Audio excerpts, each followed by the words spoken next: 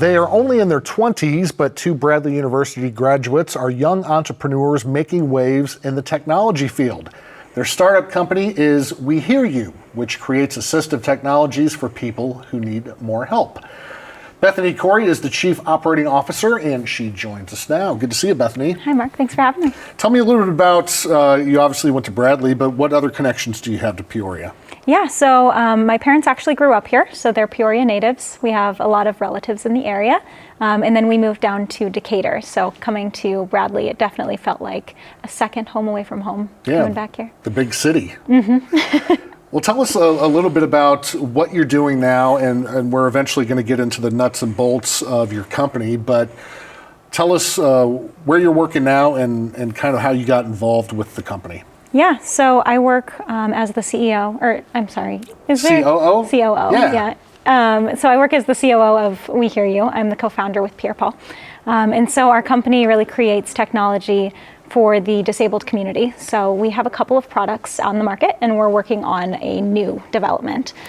So we originated back in 2021 with this segment of the company. And we piloted on Bradley's campus, and since then we've just been moving from there, developing and testing with the community. So when you met up with Pierre, at what point was the company, had it been around for a while? Was it still fairly new? So actually we met before the company. Okay. So when I was a Bradley student, we were both in residential living, so that's where we met. And then I graduated with my MBA, and he stuck around to finish his master's program in nonprofit leadership. And so, after I left, he actually had a dream about our first product, which was an American Sign Language translator. So in his dream, he walked into a McDonald's, and on the counter, there's this software where he's signing American Sign Language into it, and it's verbalizing it for the person on the other side of the counter. And then that person speaks into it, and it signs it back. So that was our first introduction into, this space of entrepreneurship, into innovation, and into the community. So he woke up and he called me and he said, I think we should maybe do something with this. And I said, okay, let's figure out how we're going to do it. And so we just started as a project, and then over time we turned it into a business, and we've been innovating ever since. Now, in school, did you ever think about being an entrepreneur? Was that even on your radar?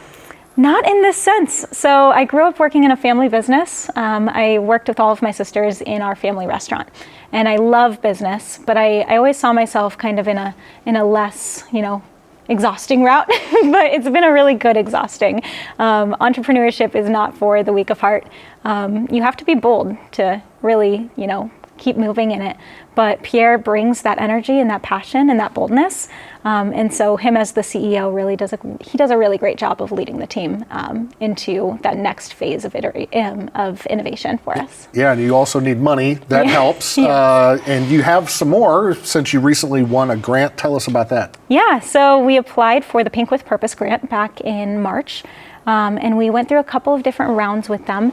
And then in April, they notified us that we were selected as one of the top 10 change makers, which was a huge honor, being, recognized from the Jed Foundation and Pink Victoria's Secret. And so from there, we flew out to New York, and we got to spend the weekend with some really great people from both sides of those organizations. And they're just providing ongoing mentorship now, in addition to the grant. So it's been a really cool experience. How important is that money to what you and Pierre are trying to do? It's huge. $25,000 to a startup company who has, research and development costs and labor costs. $25,000 definitely helps us to move into that next phase a lot more seamlessly. And it allows us to focus on some of the more important aspects, as opposed to figuring out financially, how do we afford this? We're able to really get, in touch with where are we testing it? Where are we getting our feedback from the community? How are we getting this out to the community? So it allows us to focus on some of those more important aspects. Besides Pierre's dream that he had, which is a fantastic story, hopefully they'll make a movie about it someday. Did you guys know right away that you wanted to come up with products that were going to help people who may be physically challenged, things like that? I think as we started getting into the space, it became apparent that that's where we were supposed to be. Pierre grew up, he moved here from Guyana. And so when he moved here, he definitely felt like an outsider. And so that's where a lot of the backstory comes from, is when he had that dream, it really was him feeling that energy of someone being on the outside of the status quo. And so when we started venturing into this realm, it just felt right that that's where our passions were leading us. So being able to help this community, I don't think either of us would have, predicted it when we were both in college. But I think as we started to develop and as we started to dive into the research and into, the customer feedback from them of what they're looking for and what would make their lives so much easier, it became very evident that this is something that we want to spend our time, talent, and energy on. Yeah, we're going to get into these specific products because I'm shocked that nobody has come up with these ideas yet. They're really great.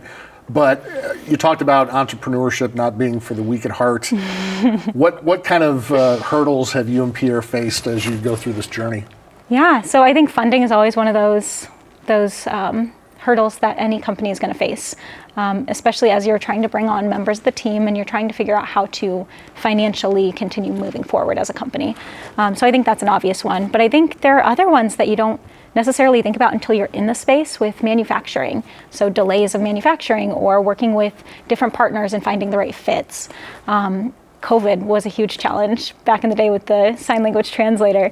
So I think there's always those hurdles, but I think for us, we viewed them as growth opportunities because when we push through, we learn something different that we wouldn't have learned otherwise. Yeah, I was going to ask you about COVID, and it sounds like you probably ran into the same problems that the rest of the world did with the supply chain and everything else.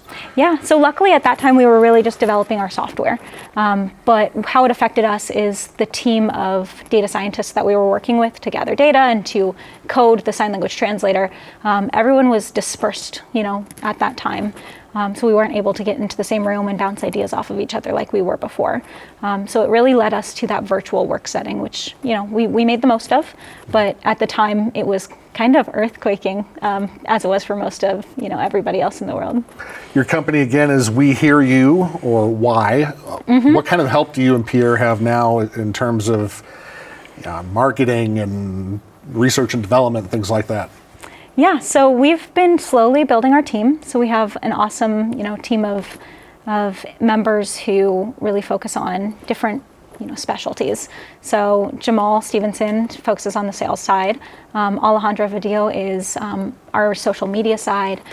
We have some manufacturers, MEEE help there, and it's been a lot nicer being able to bring on people who who have those expertise instead of us trying to figure out how to learn everything. Sure. Yeah. Let's talk about some of the products you guys are working on. The grant that you got was for the Hero door opener, is that right? Yes. Okay, go ahead and take a drink, Yeah. Thank you. So the Hero door opener is a portable door hinge, if I understand this right, that makes regular doors ADA compliant. Tell us a little bit how that works. Yeah, so a little bit of background for you. So with the current systems, you really have very limited options. If you're a business owner or if you're an academic institution and you're looking to make your buildings more accessible, you have to hardwire into the building. You have to pay the installation fees for someone to come in and fully rewire. It's bulky and it's not something that you can take with you if you are a small business and you move locations, or if you're a homeowner and you move. It's a lot harder to maneuver those pieces. And so what we're trying to pave the way for is a more cost-effective solution where individuals can afford to have multiple in their homes or multiple in their small business, and one that can be easily installed, so plugged into a wall if that's the intended use, or hardwired if that's better. So a little bit more versatility because this space hasn't really seen as many updates as other technology has been over time.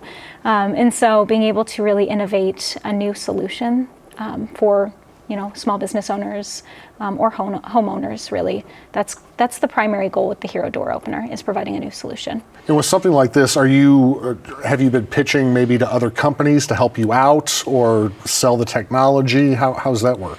Yeah, so actually earlier this year, in November, we were awarded an ARCH grant from the City of St. Louis. So they awarded We Hear You $100,000 to come down there and work in St. Louis and build and grow down in St. Louis. And so since moving there, we've made some really good partnerships with different groups, both in the disability space and both in the manufacturing space. And so we're still forging partnerships and figuring out what those look like. But as entrepreneurs, your network is oftentimes your biggest asset. And so, yeah, being in St. Louis, we've been able to leverage some really good connections that have helped us there. Have you run into the problem that I think a lot of entrepreneurs run into, especially when they bring outside people in? You may have one vision and the people helping you may have another. Do you ever, I don't want to say butt heads, but do you ever butt heads with people and maybe they want to make changes that you don't want to make? I would say a little bit, but I think it's all about, being able to define your mission, define your vision, and be able to articulate it to your team in a way that they can get on board with. I think Pierre and I, as the co-founders, are really on the same page with, what we are hoping for the future of We Hear You and what our core values are. And I think being able to bring on our team and have them in that vision and mission operating already there, I think that's super important. I think we've seen it a little bit externally of early on when we were looking at what a funding round would look like and we were looking at, venture capitalists, being a social entrepreneur kind of butts heads with some of the core principles of, of investment. So that's something that we learned early on. But luckily with team members, majority of the team members who have stuck with us throughout the long journey of a startup, they've definitely been on board with all of the things that, we value. That's good. Another one of the things that you're working on is something called Push. Tell us about that. Yeah, so that was the idea that Pierre really developed in 2021 was when it came to him then in Bradley's campus. So the idea behind Push is he identified this problem of for wheelchair users or for anyone who has a mobility exceptionality, getting up to that ADA door button, pressing it, and then getting out of the way of the door and through the door before it starts to close can be really challenging. And at that time, he was in a diversity and inclusion course through Cornell, and he had been on a podcast for a now team member, Carden Wyckoff, but then just a classmate. And she has a really great podcast called Freewheelin' with Carden. And she brought him on as a guest speaker. And afterwards, he said, Carden, I had this idea and I want to, get your feedback on it as someone who is a part of the disabled community. Would a button that you have attached to your wheelchair be beneficial to open doors for you instead of that ADA door button? And she took a moment and she said, Pierre, there's nothing more embarrassing than being an adult pinned between the door and the frame of the door and not being able to help yourself to get out of that situation. And so after we got that affirmation, we just started, prototyping and getting the user feedback from the community. We prototyped it on Bradley's campus with a couple of engineers who, Brandon and Ben, were amazing. They were wise, and they are wise beyond their years. And then we took it to Chicago to manufacture, and Bradley University adopted it as the first adopters on campus. And since then, we've been kind of redeveloping what that looks like, the physical fob, and really trying to optimize it so it's the best version it can be for the community. And we also got some feedback saying, one of our team members only has mobility from the neck up. And so she uses the back of her head to maneuver her wheelchair. And so we were originally trying to fit it to the back of her head so she could the headrest so she could press it there. But then she said something that would be better would be, if it could be voice activated from my phone where I can, use my phone as a voice activation. So since then we've been developing the Push app, which is actually getting ready to go live here soon. So that will allow users to open the doors from their phones, whether they're pushing the button or whether they're using voice activation to open doors. So the main goal with all of these different iterations is to meet the end user where they need to be met, where they specifically are. Because what we've found with innovation so far is it's done from such an able-bodied centric perspective, and not a user perspective. So it's not done with that end user in mind, hence that button that's on the wall that isn't always in the most convenient place for individuals. So Push over time has been evolving, but we're really excited to see where it goes from here. Yeah, that is exciting. And I'm sure that when, engineers design this stuff again, they're thinking about the cheapest way to do it, when they have the big button on the wall and not really thinking how it's going to affect people. Yeah. So that's a great idea. Now let's go back to the dream that Pierre had, the two-way sign language translation software. Sure. I mean, that seems so brilliant that somebody should have thought about it before. Tell us again how that works and who you hope to help with that. Yeah, absolutely. So especially back when we were starting it, it was a very novel concept because gesture recognition really hadn't been developed very much to that point. Since then, we've seen a little bit more, progress in this space, which has been amazing because this community, we have Google Translate for a million different languages, but there's such a communication barrier between the hearing community and the deaf community. And so the goal of this software was to really be able to integrate this community however they want to be integrated, whether it's in public spaces, employment opportunities, etc. This would just be an added accommodation. And so the way that it works is we've been building a neural network with adding in gesture recognition and some other very complicated technology language that I don't want to mess up. But we have an amazing data scientist on our team, our chief tech officer, Adam Byerly, Dr. Adam Byerly from Bradley.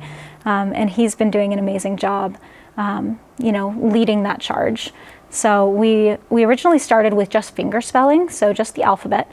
And we did some testing in Peoria at the Spot Coffee Shop before we took it out and really started adding in full gesture recognition, which is a lot more complicated because it's not, A, B, it's, coffee, it's movement, it's videos. And so being able to pull that out and start integrating and pushing further into those bounds was a very cool experience because we hadn't seen it done before. And so that's still ongoing. It's still, our team is still, our separate team is still, moving in that direction. And it's really exciting to see the different opportunities that other businesses, want to implement ASL. So give me a real life example, kind of act out, if you will, how this would work. Yeah, absolutely. So let's use the coffee shop, for example. So an individual who's deaf walks into the coffee shop and they see this tablet on the screen or on the counter, and they walk up to the screen, there's a green box. So once they enter frame, it'll light up green, letting them know that, they're in the right element there. Okay. And so once it's good to go, they'll start signing their order, and it could be either, text on the screen or verbally for the counter associate on the other end. So they would sign their order into the tablet. It would vocalize it, let's say, for the associate on the other end. And then they would be able to speak into the tablet or type into it, and it would be able to translate it back into American Sign Language with an individual on the screen. So it's multifaceted. It has a lot of key pieces, like ongoing working. But that's what we've been developing, and it's been a really cool journey so far. So it's basically a camera that is pointed in the iPad or whatever it is, pointed at the deaf individual. They do the sign language.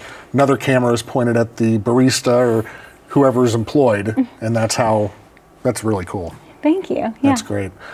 So where are you at in terms of that and rolling that out? Is this something where you have to convince a business, hey, you got to buy some hardware for this, and that's kind of how it works? Yeah, so right now we've done some really cool pilot projects with different companies, hoping that those move into the more full-scale projects. But since we're still really in that development stage, we haven't rolled it out commercially fully yet. I think once we roll it out commercially, what that could look like is they license it for X amount each month, and they just have this extra accommodation in their establishment. The cool thing with the Americans with Disabilities Act is that if you make less than $1 million a year, there's this tax credit where you can get up to 50% back on what you spend to make your business more accessible. Okay. And so for small businesses, that really does help to add some of these added costs that should be kind of bare minimum, but end up being an after that because they're just extra things to add on the counter. So that's the goal, is making it more of a licensing type of pricing model and Sure. working with businesses to accommodate their patrons. You have any other dreams, any other things in the pipeline, or you just focus basically right now on these 3 different products? Yeah, we're very focused on these 3 products. I think years down the road, we might get bold again and bring more to life. But all of our energy really is, funneled into making sure that we're providing the best quality products for these 2 different communities as possible. You talked a little bit earlier about the grant givers and how not only are they giving you money, but advice, and how important is it to be able to get advice from other people who have either done what you're trying to do or have just been successful in other business ventures? Yeah, absolutely. I think I think, as anybody knows, financial help is always, helpful, and it's always beneficial. But I think as entrepreneurs, what we've learned has been that, we're young, we're new in this space, and so some of the most beneficial assets we can go out and search for are pieces of wisdom from people who have, had more years than us, or who don't have more years than us but have different experiences. So the network that we're building and the mentors that we've created over time has been so beneficial to the development of the company. We would not be where we are today without the mentors that have led us here. So I think to be able to have, yes, the funding, which is amazing, but then on top of that, have the ongoing guidance from this amazing organization who does such great work for, youth mental health.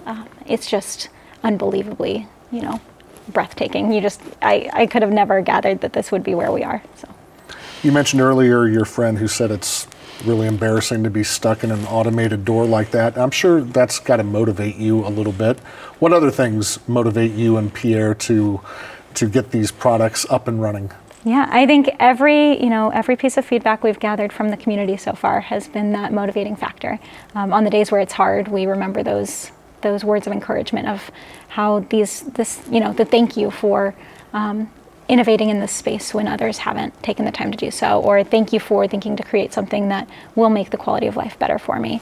Thank you for creating for the next generation to come. It's not about the thank yous, but it's about making a better life for individuals who deserve it at the end of the day. And so being able to connect with this community through different expos. We're going to be at the Disability Expo in Chicago this weekend, and being able to get that feedback from them and hear that this is something that would really make their life so much easier.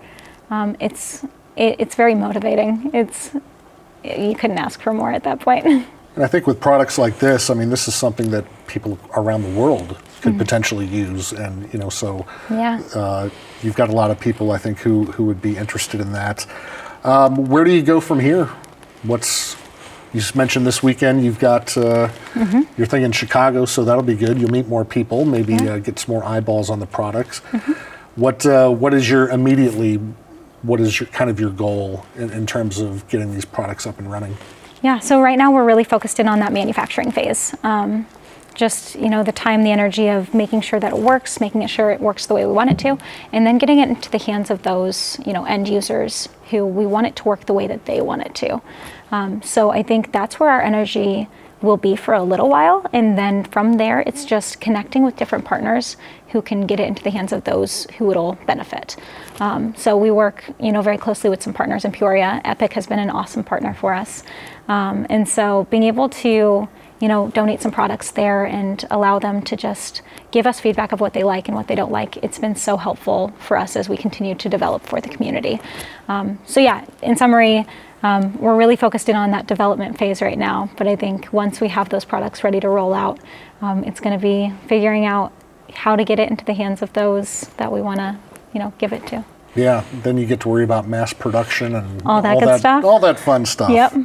Well, it's very exciting. How can people find out more about your products and your company? Yeah, so we're on just about every social media. We post a lot on our Instagram and Facebook, and then we also have our website, wehearyouasl.com. So. Should people search out We Hear You as opposed to Why? Yes. Yeah. Okay, so We Hear You, ASL. maybe Peoria ASL. Yeah, that'll get you to your company. Well, please let us know. Keep us updated on how things progress. We're excited to see how this goes for you and Pierre and everybody else that's working at your company. And I'm sure a lot of people out there will be excited to use the products once they're available to use. Yeah, well, thank you so much for having me. All right, Bethany Corey, the COO of We Hear You, or Why. We appreciate you coming in. Thank you. And that is our time for right now. We thank you for joining us. Don't go anywhere. You Got to See This with Phil and Julie is coming up next. You can check us out on social media and anytime at WTVP.org.